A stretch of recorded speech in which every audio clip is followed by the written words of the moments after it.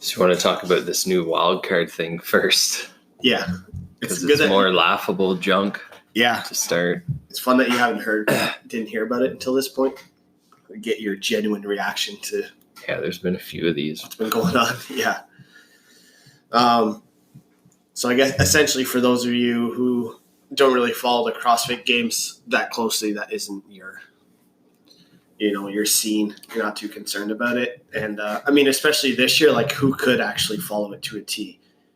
You need impossible. Like a full-time job. No. It's bananas. It's all over the place. But essentially what's happening is there's 4 wildcard spots that CrossFit Games HQ, I guess, or CrossFit HQ or whoever's in charge of this. I haven't looked that far into it. Just to know like who gets to pick, but they're just picking 4 athletes, and they don't necessarily have to be CrossFit athletes for the wild card spot. So I guess this kind of came out like 2 weeks ago, maybe like 3.5 by the time you guys hear this episode. So it's probably old news by this point, if you've already been up to speed on everything. But if you haven't, they've invited a guy named Hunter McIntyre. Oh, I think I've heard of the name. Yeah, he's legit. He's an obstacle course racer. I've definitely heard that name before. He's incredible at it. He's a multi-time world champion in the Tough Mudder X, I think is the highest level one for that. Really, really great at his sport and what he does. Which is more so just like pure aerobic. Like I don't think there's a lot of lifting going on there. No, there's zero. Like, I'm sure there's some strength elements that they would qualify as like part of these obstacle courses. I honestly don't know anything about that sport, and that's kind of my point in itself. I don't know anything about obstacle course racing, and I've read a lot of different things about the pros and cons of this whole wild card thing. And they don't have a criteria. It's just like, who do we want to pick randomly? That's right. That's it. Yeah, that is it. That's exactly it. This guy ran like a social media campaign to raise some sort of awareness, just saying that he felt like he was capable of competing against the best CrossFitters in the world. And here's the deal with this dude. Like, you can be as cocky and confident as you want because you're good at your sport. This individual does CrossFit and has participated in the Open for, I think, 4 or 5 years. He's done it. He didn't do it this year, but he did in 2018. And if memory serves me right, he was around 2,000th in the world in 2008. Pretty decent, I guess. Not CrossFit Games level. Just like, so what's this guy? I don't understand how he thinks. Like, I've listened to a bunch of interviews on this and a little bit of a debate between Brent Fikowski and Hunter. So they were actually on the same podcast together when they had this debate. Yeah, it was like a Skype call, I guess, between them. It was on Arm & Hammer TV. You guys could find it on YouTube to listen to it. Really all you have to do is listen to the first 5 minutes, and then they just repeat themselves for 40 minutes. It's actually really annoying to listen to, if I'm being honest. It's just a continual cycle of the same argument back and forth. But the guy's 2,000th in the world. That doesn't mean you're good enough to compete at the CrossFit Games. At the end, game over. You didn't, right? And then another side, like, there's a qualifying process for this, and you didn't do it. So, if I got a knock or if I got a phone call and say, hey, you got invited to the CrossFit Games, want to go? I'd say no. Because I'm not a CrossFit Games athlete. It's like, it's ridiculous. Well, and what's this do for the athletes who legitimately took a run at it, tried to qualify, did these sanctionals, didn't make it, did the Open and maybe missed by like 5 to 10 spots? Right. Like, that's a fucking joke. Yeah, it's annoying for them for sure. You can't be a legit sanctioned professional sport when you do bullshit like this. Yeah. And will it affect at the end of the day who wins the CrossFit Games? Probably not who wins, but potentially who makes money. Yeah. Because having that score in the mix on the leaderboard affects people's standings, right? So this guy is obviously really good at running and obstacle course things. almost every year at the games, there's been some sort of running event, and the last few years there's been an obstacle course sort of setup. So this guy goes out, say he wins, it gets 100 points in those 2 events. Yeah. The leaderboard's fucked at that point, right? It's completely messed up. And that, like, his argument was, or for doing it's like, well, your corporation basically, or your governing body, which would be CrossFit HQ, I guess, came up with these spots. I got one. Stop crying about it. I think the bigger issue here is that, for me, obviously being a big supporter and proponent of CrossFit, it's a big part of my life. It's a big part of my well-being in terms of like financial well-being. I get a lot of my clients and a lot of people I work with, and obviously owning the gym is a big part of it. And I know that CrossFit is a training methodology, and I know that it makes a difference in our community and the people that are involved in it. But from a sport perspective, this makes CrossFit a complete mockery. Yeah, 100%. It's going so far down a path of just, you never know what's going to happen. They're just making it up as they go. And that would be really frustrating for somebody.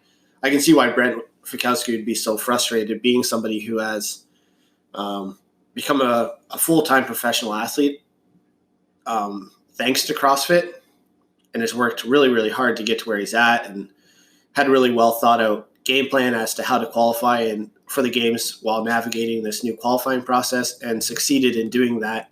And obviously put a lot of time and resources and effort into doing things the right way in order to earn his spot.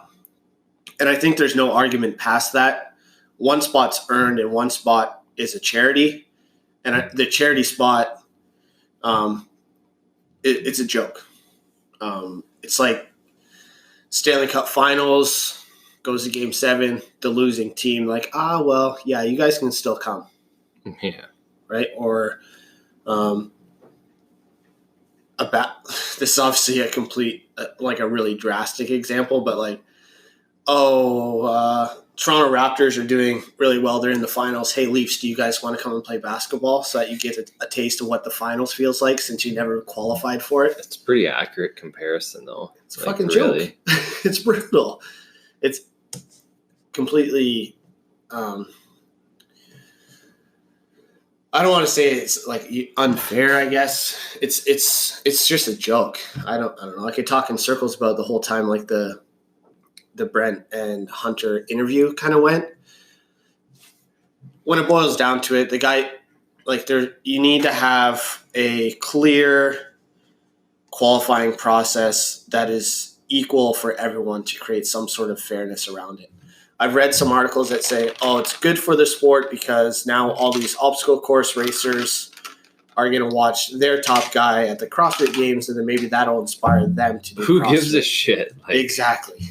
Honestly, like, that's a huge stretch, and just trying to find a positive thing. And clearly whoever wrote that article isn't a high-performing CrossFit athlete, because it just makes zero sense. Yeah, it would be really, honestly, at this point, I just feel bad for the top-level CrossFit athletes because their sport's being made to be a complete joke. Well, and I hope, they obviously are, based on the fact that you said Brent Fikowski was already on doing this interview and whatnot, but I was going to say, like, I hope that more of them do continue to, like, speak out about it and do things in response to this, because they, at the end of the day, they're the ones that have kind of the strongest voice and are the ones that are going to be heard. Like, people that follow it can, and they've been doing it all along since they made these changes. They comment on posts, and I don't know really what else can you do. I don't think that really has much power, but it's all these the top athletes that have to hopefully, and I'm sure they will, because like you said, just imagine being in their shoes where they went through all these extra kind of steps, and a lot of them have to fork out a lot of extra cash to, like you said, like, do these sanctionals and plan it out, and especially the ones that are kind of like on the fence. Yeah. I think my favorite quote from the interview, and this isn't a direct quote because I don't have it up and I don't remember exactly what Brent said, but it was along the lines of like Brent saying that he felt bad for Hunter because he'll never be able to experience what it feels like to qualify and earn your spot to the CrossFit Games. And I was like, ooh, ouch, that's a zinger. And Hunter's really hard to listen to because he's cocky. It's ridiculous. Like, he was talking about Brent and the reason why Brent wanted to have this face-to-face, I guess, over Skype with Hunter is because Hunter was chirping him for being beat by girls in the run. And if that doesn't make you hate that guy, nothing will. Because, I mean, CrossFit's done so well at creating an equal playing field for males and females and showcasing them on the same stage. Oh, they'd whoop his ass, yeah. Yeah, and the same event, right? The same, especially for that one, same distance running, same, I think paddleboard was involved in swimming of some kind. And then having girls beat, like top CrossFit females beat top male CrossFitters. It just shows a level of equality. And even the prize money is the same for males and females. Like CrossFit's done such an amazing job at some things. And one thing for sure is just the equality between genders and how they're treated in terms of support and resources and things like that. Yeah. To have somebody come in from the outside and even make a joke like that, that's what you don't want in the CrossFit community. You don't want people like that. You want people like Brent and Vellner and love him or hate him. Matt Fraser, is Matt Fraser cocky and confident? Yes, that's what makes him the best in the world. But you don't see him going around chirping people because of a gender difference and being beaten by a girl. Like, this isn't the 70s on a baseball field, bro. Like, grow up. You know what I mean? There's no shame in being beaten by anybody at a top level. And to bring up that difference was just, that's where it lost it for me, for sure. Just on this, so if you're an athlete and you're looking for something that's more structured and has better standards, like, you got to start looking towards the International Functional Fitness Federation. Yeah, they're making things pretty easy for that. Yeah. I mean, it's great for that federation. I think the only thing that it's missing is just the awareness around it. And I know our podcast doesn't have the reach now to make a huge difference, but hopefully between us and like enough people talking about it, it'll give especially young kids growing up in the sport of functional fitness some sort of direction and plan as to like, how do you get to the top level in the sport? And right now, like 2019 CrossFit, in terms of the CrossFit Games, it's just so scrambly. I would love to see that. 100%. The other, the International Functional Fitness thing just take off and grow. I know we're making a lot of, there's a lot of boots on the ground sort of thing, growing it within Canada. We got some stuff in the works for the provincial governing body and things like that. So it's going in the right direction. It's just going to take time. And it's going to take time because they're doing it right. But it'll get there. So if you're listening to this and you're like, I'm so sick of every single week my sport being made out to be a mockery and I want to compete in something that means something, then start pursuing some sort of involvement in the Canadian Functional Fitness Federation, because it's going to get you there and it's going to get you treated right. It's a great team and a prestigious team working in every single country to make it the best that they can. So I guess to that, when does that start, like plans for provincial stuff? It's really grassroots right now. Yeah. Westland and CrossFit, like, we're registered as a club right now. So similar to weightlifting clubs, we have everything kind of in place. It's just got to get the system going from the top down. So it's kind of their approach right now. Like, make sure the nationals. So they haven't necessarily released like qualifying standards or anything like that yet? Not quite yet. Okay.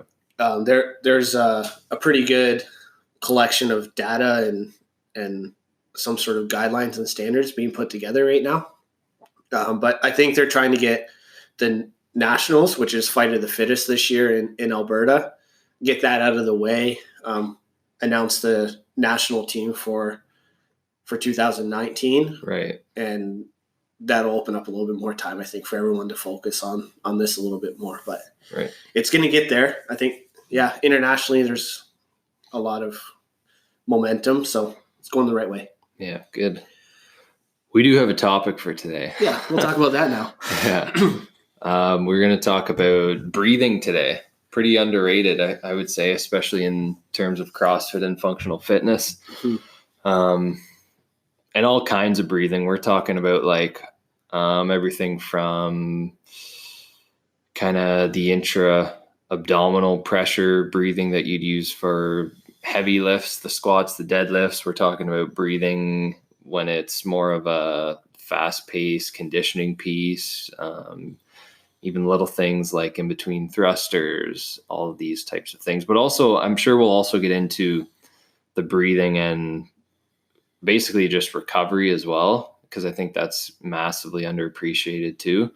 Because all we ever hear about is it's always something new and sexy. It's either a new supplement, or it's either a fancy gadget that you rub up and down your legs, on your feet, and some of these, not all of them, but certainly some of these supplements, some of these gadgets do have a place and do serve a purpose. But at the end of the day, I think what we'll talk about, if you had to pick between taking all these supplements, using all these gadgets, or using something like strategic and like efficiently designed breath work, it's no comparison in my opinion. Like, you got to take care of this. Something like the breathing is just going to blow all that other stuff out of the water. Yeah. Because when you look at something like that, that's having immediate effects on your body, your health, your performance, your recovery. Whereas all these other ones, it's like, are they really working? Again, some of them may be helping a little bit, but if we're to compare these on a scale, again,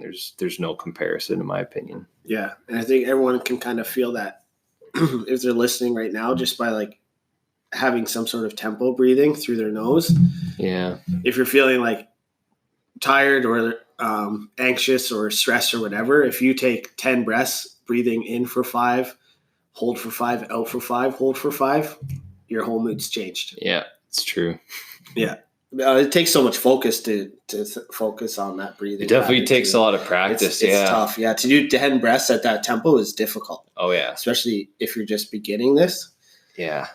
Well, the other big thing is, if you're used to breathing out of your mouth and never really, and again, like, a lot of people maybe never even think about this, but if you just kind of pause for a second, think where your breath is coming from. I think a lot of people, it's probably from their mouth, when in fact, like, and I mean, if you listen to someone who actually understands the full detail of like the physiology of like how the nose feeds into the lungs versus how the mouth feeds into the lungs, it's like, we were never, ever, ever, ever, ever designed to breathe through our mouth. Like, that's for eating, whereas the nose is for breathing. So like, you should have your mouth basically closed 75-90% of the day, except for when you're eating, and then that other time you're just breathing through your nose. Obviously, when you get to like those extreme levels of intensity, like, you need to open up the other airway too. But like, most of the time,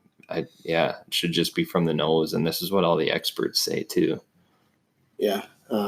Is it Brian McKenzie? From that, like, power, speed, endurance. He was one of the original guys with like mobility WOD too. Oh, was he? Yeah. I do recognize that name. He's big on this whole breathing thing. I wouldn't even say it's a Wim Hof method thing. I think he's gone off and like created his own sort of practice. Yeah. With breathing. But it's a developing field too. Like, there's coaches out there that just focus on this stuff. Yeah, I know. That's starting to come up. Yeah. And I think I was probably someone who used to think that this is just like a maturity thing too. It's like, when you're younger, you don't really appreciate this stuff. You think, and even if you do appreciate it a little bit, you're like, whatever, there's nothing wrong with that. I'm doing that perfectly fine. That's not an issue. And then the more I look into the stuff, the more you learn. It's like, wow, there's a lot going on here that I do not understand, and still have a lot more to learn. Like, I mean, even just as an example, I was in Ottawa on the weekend, and I hung out a lot with some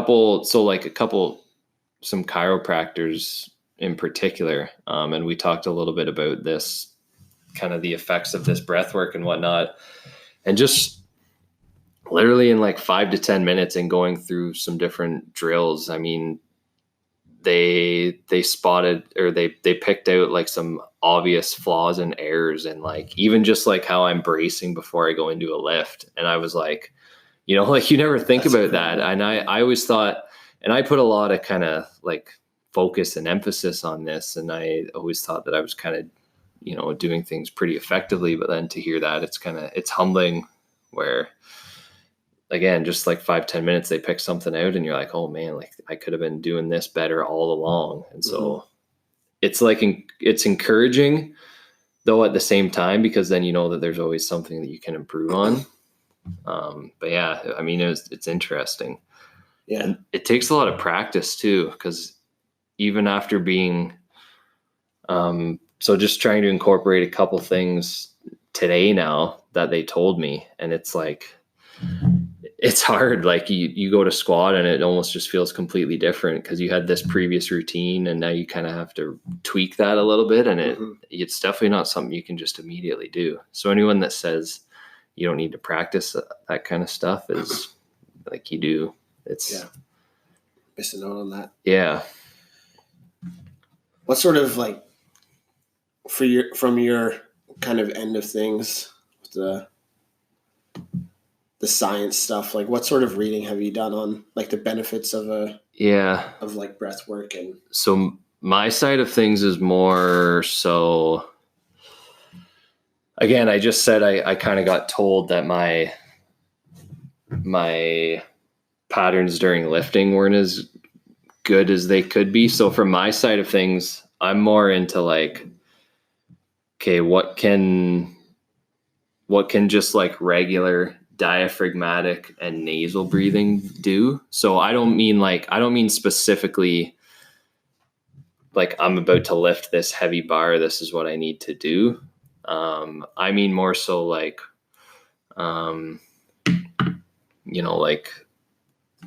like almost like a nasal breathing, like first thing in the morning as like a mindfulness thing, or like a nasal breathing, even like in between like sets of intervals, or just about as you go through your daily as you go through your daily habits, or even like how can you use it, say, after a workout for recovery. So these are the things that I've done more research into. And yeah, for these, it's like, so I mentioned the mouth versus nose thing, and how that, like, it literally innervates a different part of your lung. So there's that. But even so, if you're breathing through your nose versus through your mouth, of course there's more filtration through your nose. So that's one thing right there. Like, you're going to be filtering out more of the bacteria and more of the shit that you could be breathing in through your mouth. So that's big right there. Like, because if you're breathing in, I mean, just in simple terms, like more dirt, more dust, more garbage, more bacteria, you're probably going to, I mean, not be as healthy, but also probably have to deal with more toxins. You might get sick more often. Mm-hmm. So there's that. Another big one is you'll create more nitric oxide when you breathe through your nose. So a lot of people in the fitness industry know of nitric oxide. It's why like L-citrulline is in pre-workout powders, which is because L-citrulline increases nitric oxide production, or beets or beetroot powder. So all of these increase NO, which is just, it basically improves your blood flow and delivery of nutrients is what it is. So again, just naturally, like breathing through your nose is going to increase that nitric oxide versus your mouth, like significant differences. That's another thing that they've looked at. And then again, from my end, the other most interesting thing is probably how it affects the sympathetic versus parasympathetic nervous system. So if we just kind of simplify this, if you just think about recovery in terms of CrossFit. So what's the goal, whether it's, and I mean, this could apply to, like I said, this could apply to in between intervals. This could apply to in between sets of heavy squats. This could apply to in between events. This could apply in between days, so in between workouts. So the goal is always, you want to recover as fast as possible, and that always means that you want to get into parasympathetic nervous system activity as fast as possible, which is just simplified. That's your rest or digest. So that's when you're actually going to, it's when you're going to actually get rid of all this inflammation you accumulate during your workout. It's when you're going to get rid of all this oxidative stress. It's basically when you're going to get fitter, faster, stronger, that type of thing. So the faster you can get there and the more time you can spend there, just the better athlete you're going to be. And when you are focusing on nasal breathing from the diaphragm especially, so not using that like stressed out breathing from the chest, and again, this is something that isn't even really up for debate anymore. Like they've shown this over and over and over again in studies. You have more parasympathetic nervous system activity. So you have faster recovery. You have a lower heart rate at baseline. You have higher heart rate variability, which is another indicator of more resiliency to stress, faster recovery. So there's all these things. And this is just from breathing, which people don't think about. And that's such a huge competitive advantage for an athlete. Yeah. And from like non-athletes or people more focused on wellness than performance, it increases your quality of life because definitely, less stressed, which is, I think, a lot of the reason why people just exercise in general is to decrease their stress. Definitely. But if they're not practicing things that you're talking about or mindful of these things, it could be doing the opposite just from the way they're breathing or approaching their exercise. Yeah. That makes sense? Yeah. Oh yeah, definitely. Yeah. Yeah, I love that. Yeah, that stuff's awesome. It's so crazy. I know. And I just feel like there's so much potential. Like there's so much, I guess, so many ways you can incorporate it and just so much potential for growth I see there. For sure. In terms of athlete improvement and, like you said, just health in general too. Yeah. For example, like minor insomnia, like not something I'd be diagnosed as insomnia, but something that could be perceived as insomnia, like difficulty falling asleep. It's like the counting sheep thing. That's where it came from too. Yeah, right? I know. Like counting it sounds silly, but bringing that same attention to your breath can help you wind down. And we've all had that feeling where you're so focused on sleeping that you can't sleep. Yep.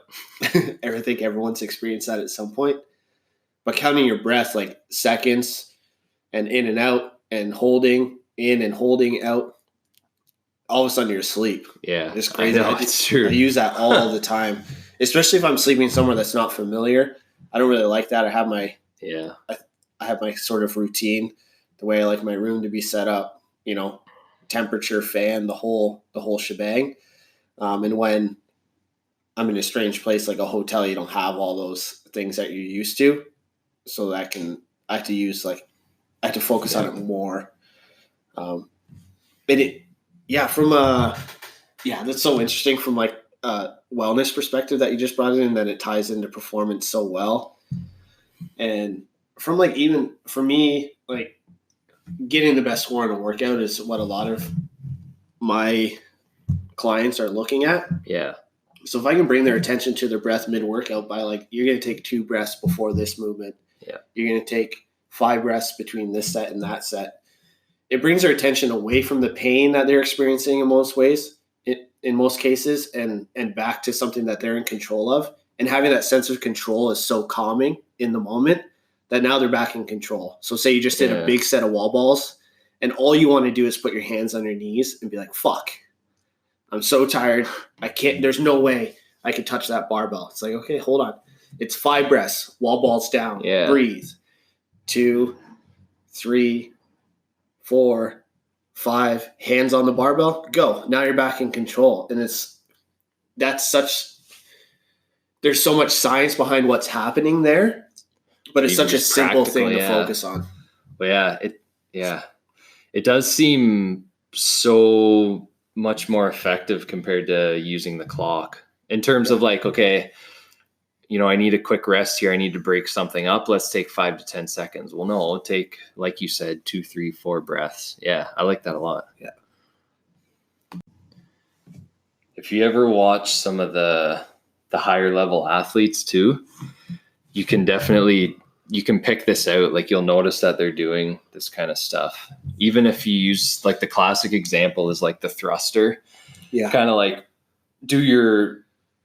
take your breath at the top of the movement, right? When the barbell's fully locked out overhead, that one you can 100% notice all the higher level athletes do. And I know we try and encourage that too at West London as well. But yeah, I mean, the other good example is Matt Fraser. Like, you can always see him doing his breath work. He does it like he seems to I don't know if he does this like intentionally or if it's more of like a confidence thing or what it is, but you'll see him like he'll go back to breathing through his nose like immediately after an event. And again, I don't know if it's just like I'm the man, I'm hardly out of breath, I feel good, like kind of scare tactic, or if it's actually planned, but I see that all the time. He always does that. At the end, he like hops up on the little, they always have like a little rise at the end. It's like, it looks like he's like, I don't know, a bull that's going to charge. He's like really heavy breathing through his nose, and, he's like flexing and doing the whole thing with the waves and stuff. But yeah, whether he's doing it consciously or not, that's what he's doing. He's bringing himself back down as quickly as possible because he knows he has another event in an hour or two that he has to perform at. And just through repetition, you create that routine. Well, there's definitely some placebo going on there too, where it's like, I just returned down to baseline, I feel fine, I'm ready to go. Because I've played around with some of that stuff before. Is like, okay, I just did a 20-minute AMRAP or whatever. How fast now can I return to just breathing through the nose? And you do kind of feel like a badass when you do it. Yeah. So there's definitely something going on there. Yeah. So whether it's like some sort of hormonal response, probably a bit of everything, I would think. Yeah. Get all the juices going. Yeah. Yeah, it's good stuff. You've played around before with even the workouts, say like 5K run, for example, where basically you don't literally have this, but it's the equivalent where you have tape over your mouth, like mouth stays shut the whole time, nasal breathing only. Yeah. I programmed that a lot for, especially on runs to help. It's twofold for me. It's like for my hard charging athletes that like to just, if I program a 5K run at 80%, it's going to be a 5K run for time. Yep. No matter what, like they just don't know how to turn it off. Forcing nasal breathing controls your pace because once you hit a certain point, the oxygen demand, especially if you haven't practiced nasal breathing at that higher intensity, you just can't keep up. So it forces a controlled pace, but also what it does is it brings it's almost like a meditative thing. Yeah. And that's where a lot of meditation comes from, is just controlled breathing and a lot of the guided meditations with the visualization that's attached to it. All it is doing is bringing your attention to your breath and your body and how it's connected. Right. Yeah. My favorite guided meditation that I do involves like, it slowly builds up to you kind of like breathing. And as you're breathing, it's supposed to be like a green smoke that's like filling up all of your circulatory system. Is it like a Wim Hof or different?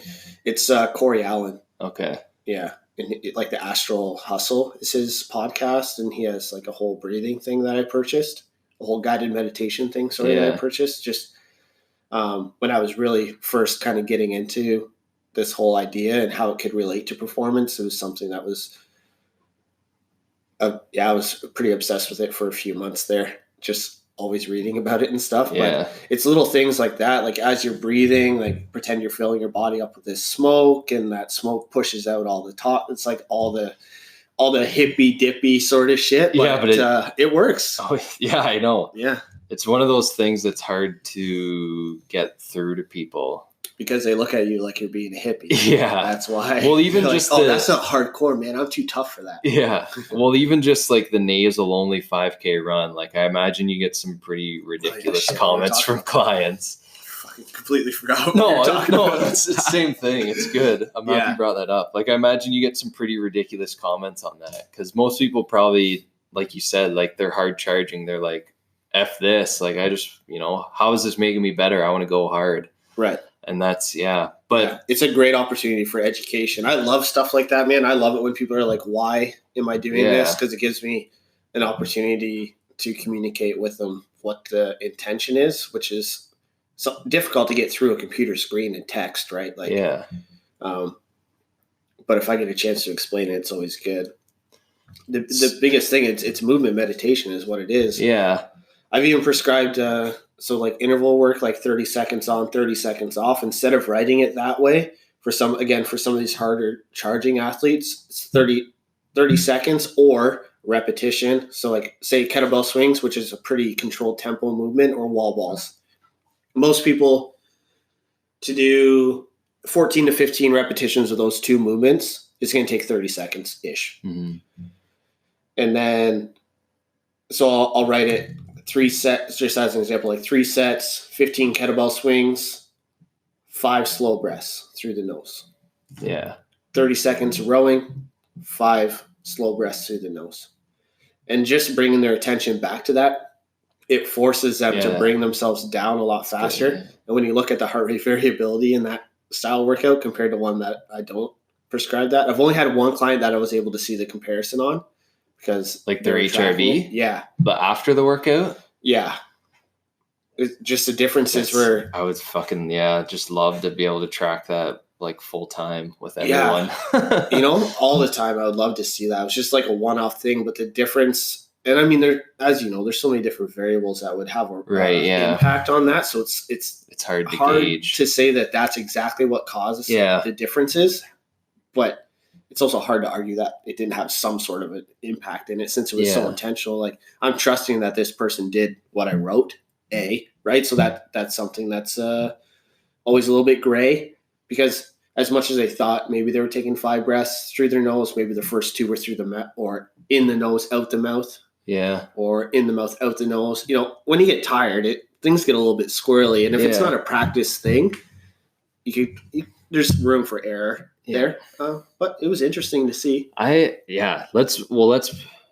This is interesting. Let's break that down a little bit more. Like, because most people, I realize, probably don't even know what the hell HRV is. Yeah. So HRV, so you have heart rate, and then HRV, which is heart rate variability. So heart rate variability is literally, it's essentially a measurement of the inter-heartbeat variability. So it's a measurement of the amount of time between your heartbeats, which it may sound the same as heart rate, but it's not. It's totally different. So because your heart rate is beats per minute, heart rate variability is an indicator of time between heartbeats. And it takes into consideration some other measurements that I can't even explain to you because it's complicated. But I mean, another thing that it measures is it's indicating basically like your vagus nerve tone, or your vagal nerve tone. So vagus nerve, again, goes from brainstem and then innervates heart. It innervates everything, to be honest. It's the longest cranial nerve in the body, but reason vagus nerve is important because it basically controls your parasympathetic or sympathetic nervous system. So kind of in practical terms, like, what does HRV tell us? So it basically shows us the amount of stress that the body is under. So this could be mental stress, physical stress, stress from training, stressed about work. It'll pick up on all of this stuff. So some examples: if you sleep like shit, your heart rate variability will go down. So on the other hand, if you have a great sleep, your HRV will be high. So high HRV is desirable, so high HRV would basically indicate not only are you kind of quote unquote zenned out, but you have like a greater resiliency to stress. So like some other examples, so sleep like shit, your HRV will go down. And I can't give you examples of numbers because every app and device is so different. Like it's hard to even give a number. You really need to track it for a long time. Yeah. A graph to find trends. That's the other thing. Like, you need to find your average and then determine either whether you go up or down. You can't compare, like, you can't use someone else's average. You need to find your baseline first with your app, with your device, and then go from there. And then don't change it. Use the same exactly. Yeah. Even if it's cheap. Yes. If you're sick or have a cold, your HRV will go down. If you have an injury, your HRV will go down because your body's stressed out trying to repair that. Concussion, HRV will go down. After, say, like the CrossFit Games, the HRV would be way the fuck down. Through the basement. Yeah. In comparison, like right before the CrossFit Games, so these athletes just went through a deload, right? Hopefully. They're peaking. Yeah. So their HRV will be hopefully higher or as high as it can be. So those are kind of some examples. Reason I wanted to kind of explain that spiel was because, so let's say you wake up with HRV low, whatever, 40, for example. Yeah. If you do like 5 to 10 minutes of kind of mindfulness breathing, nasal breathing, diaphragmatic breathing, your HRV will go up immediately and you can detect that. So that's that's where we're coming from. Right. And I think people just get scared away from that stuff because they're thinking like meditation. Like you don't need to buy a fucking elephant pillow, it's true. And have sage burning in your house and, and, singing bowls and the whole shebang. If that's your jam, then do it because that only helps the experience and makes it a little bit better. But you don't have to. You could be sitting on the crapper and doing this stuff.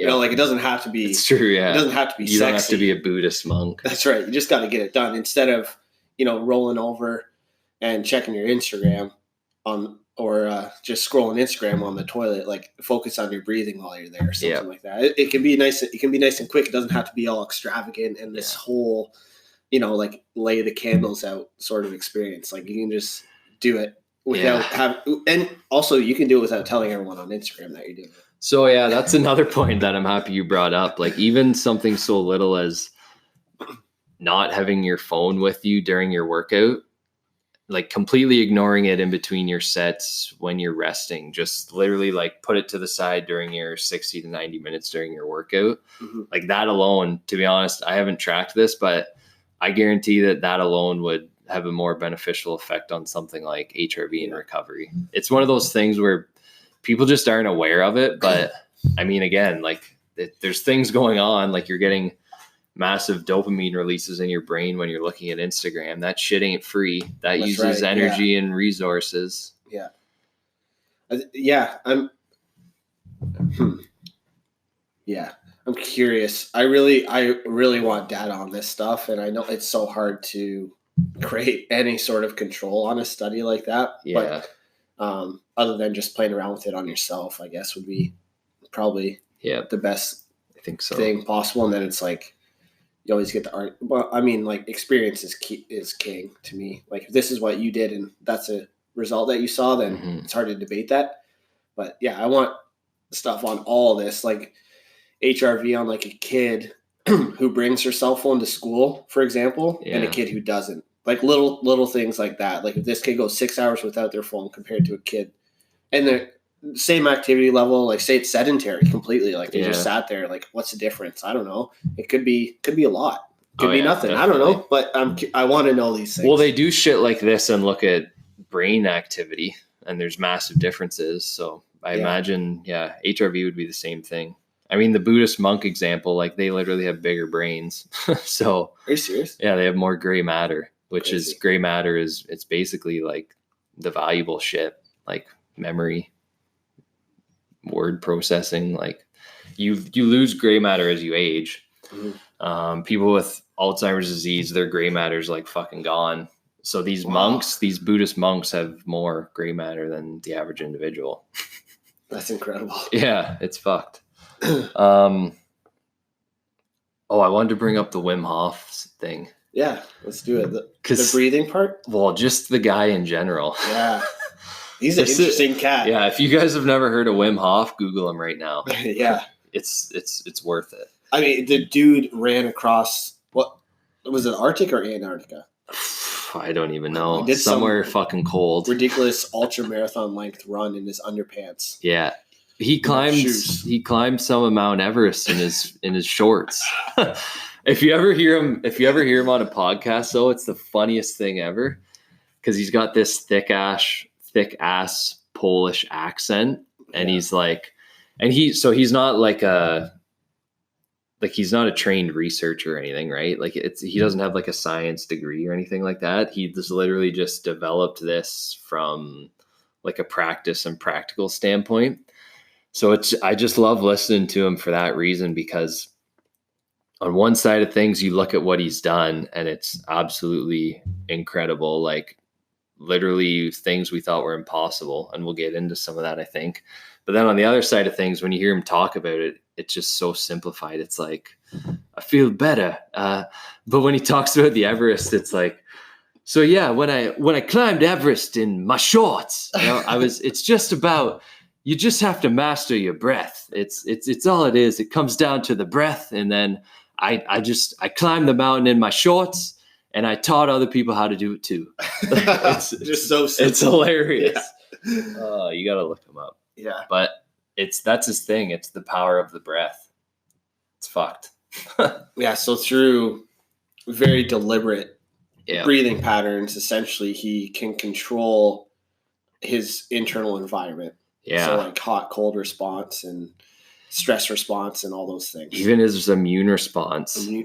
So this is what I mean. Like they literally have to rewrite textbooks now because of what he's done. Like there's universities now all throughout the world in North America that has brought him in to be a guinea pig and hooked him up, do his breath work. And then they're finding things that literally oppose everything that's been written in science textbooks about the autonomic nervous system. So, which is just as it's named, autonomic is supposed to be automatic, meaning we can't control it, meaning these things happen on their own. So things like change in our body temperature is supposed to happen on its own, which, I mean, people listening, tell me the last time you just sat there and thought about changing your body temperature and then it happened. Yeah, I started Probably didn't happen. shivering. Yeah. Or your stress response. You know, someone cuts you off in traffic, you all of a sudden get stressed, and then you think about, I mean, this one may be a little bit more understandable. Yeah. That one seems more realistic. Yeah, it does. The immune thing seems so ridiculous and absurd. Yeah, that's the most ridiculous one. Because this one, like, to give you an example of what he's doing, so this is like, so you catch a cold one day. So you know how you get that feeling, like you can feel when one's coming on and you're like, fuck, I'm going to be sick tomorrow. Yeah. So now imagine you have that feeling and then you go, okay, no problem. You sit down for 10 minutes, sit there, work on your breathing and just think, I'm not going to be sick. I'm going to flush this cold out. You flush it out and then you don't get sick. That's what he's doing. Yeah. And you hear, like, people probably heard you say that and like, okay, man, cool. And also pigs can fly. And, yeah. You know, everybody, there's no war in the world and it's all sunshine and rainbows. Yeah. But when it's proven and it happens, like, how do you argue it? Well, this is the craziest study that I've seen that they've done with him. So literally bring women into their lab. They inject them with LPS, which I think we've probably brought this up before, but it's basically the most inflammatory substance known to humans. So they've used this before. Like if you give this, I use this with my mice and my masters, but they've done it with humans before too. If you give an animal or a human LPS, it just automatically triggers a massive immune response and then you get sick. That's just what it does. But they inject it into him and he flushes it out. He doesn't get sick from it. He doesn't respond. And it's not that he has like some weird genetic, like some genetic morph or whatever, where he's immune to that substance, because they've tried other ones and it's the same thing. He just flushes it out with his breathing. That's crazy. It seems like a fairy tale and it's all made up. But the more you listen to him and the more you dig into it, the more astounding it is. The deeper you get into it, the crazier it is. And his breathing practice that he has is very difficult. It is, It's so hard. Yeah. Like the breath of fire. Yeah. I tried. Yeah. And I didn't commit to it and practice it enough to really get a good understanding of it.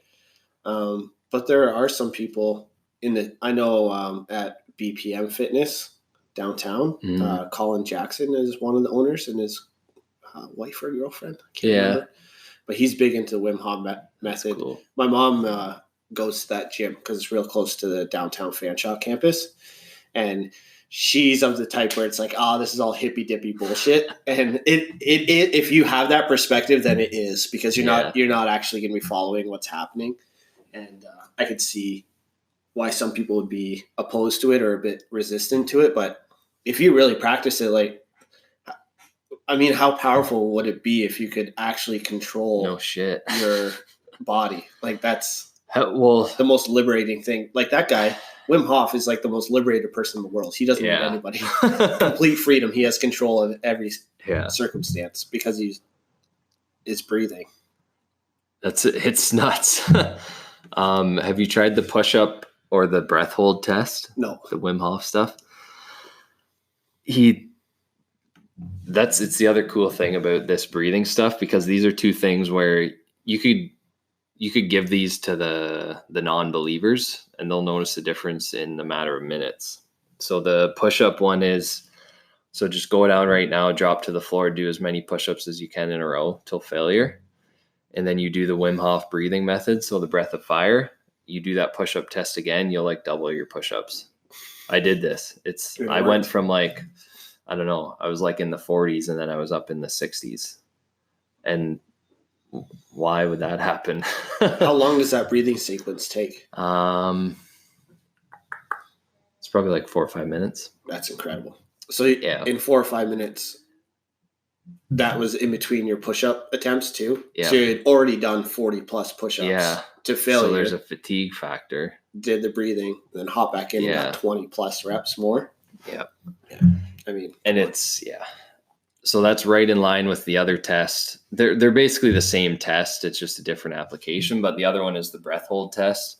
So just sit there, and don't do this in a pool. That's stupid. Sit there, hold your breath for as long as you can. And then you do the Wim Hof breathing method and then try it again. Same thing. What did I do? So I think I went from like my breath hold's pretty shit. I think I'd say I did like 30 or 40 seconds or something like that. If you do a couple rounds of the breath work, you're over 2.5 minutes, 3 minutes by the end. This is like 5 or 10 minutes later. It's crazy. Everyone's probably heard of like David Blaine, like that. Yeah. Call him? It's not a magician, I guess. Yeah, I know who you mean, but I don't know what you call him. But he does like those amazing feats of holding his breath underwater and whatever. I mean, it comes from this practice. That's where it comes from. Yeah, you can train that stuff for sure. Yeah, just like getting a back squat up. If you put the reps in with your breathing and commit to it, then that's where you see the change. It's just like if you do it one off and you're like, it's not for me, then it's not going to be. Yeah. It's not going to make a difference. And that's what I did. I tried it and I was like, it's hard. Commit to it. It's challenging. So, I didn't see the benefits. And I've been trying to commit to, and I'm not quite there. Yeah. It's not easy. No, because it is adding like another training session to your day. Yeah. When you get into like the Wim Hof method and like the more extreme, it's real simple to do a quick breath check. Yeah. In the car, or, totally. In bed or whatever. It's pretty easy to do that.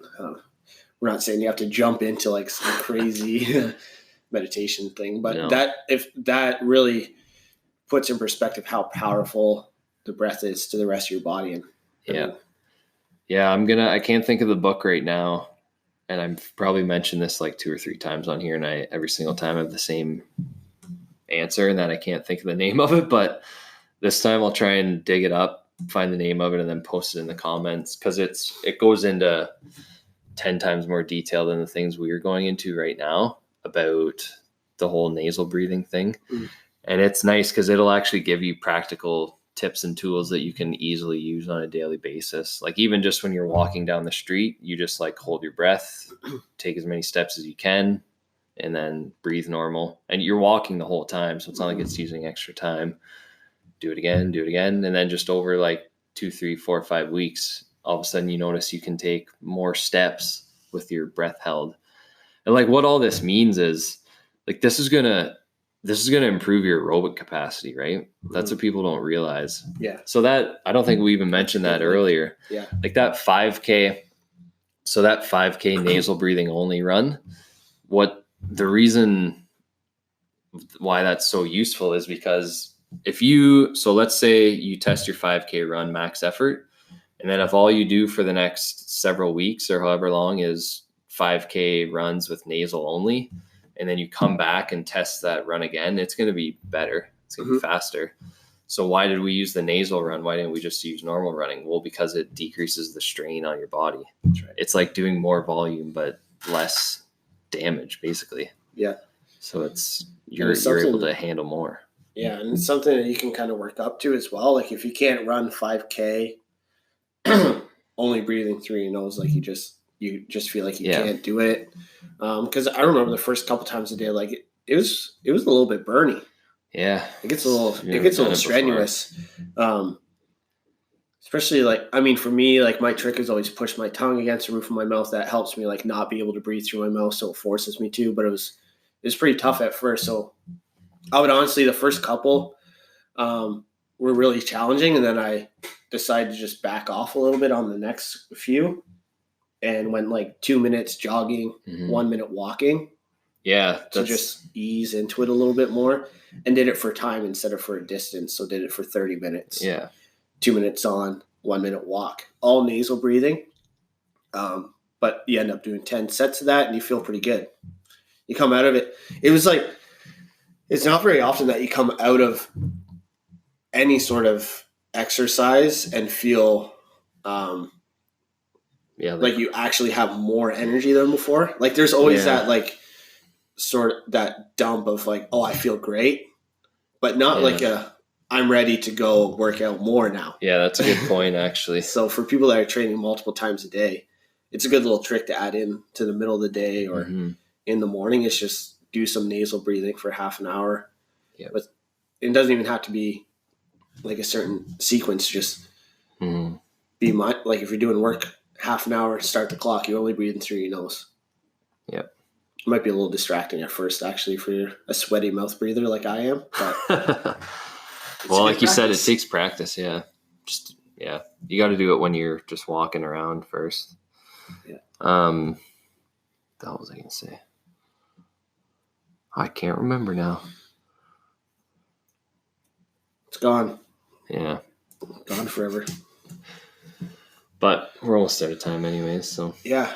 We're going to start doing some intermission sort of recordings. Yeah. Starting soon. So we're going to kind of start probably be a few weeks, maybe a month or so from now by the time we have our ducks in a row to do this. But we're going to bring some like athlete experiences, some interviews with some short interviews, not full podcast episodes, but like 3 to 5 minute short segment as an intermission for our episodes. So you don't have to listen to our awkward pause and play bits again. I think we were pretty good this time, but usually it's like, oh, we got to stop. Yeah, hey, we're back. This is probably like the first decent one. Yeah. So that'd be fun. We're obviously going to start with our little community and try to get people from there first, and then we'll branch out, get some more, whether it be in person or through Skype or whatever. Just we want to know what it is that you want to know, and then some benefits and things that you've seen through your experience in health and wellness, and some things you've gained from the podcast, some questions you have for us, and just keep adding to the value for this. So that, I mean, we get consistent listens every week, so thanks for that. We're just going to try and grow it from here on out. Yeah, definitely. Might even be, it'll be like some of the stuff we talked about today. Yeah. Yeah, like more of the application. Yeah. So. All right. That's all I got. That's it. Have a good week.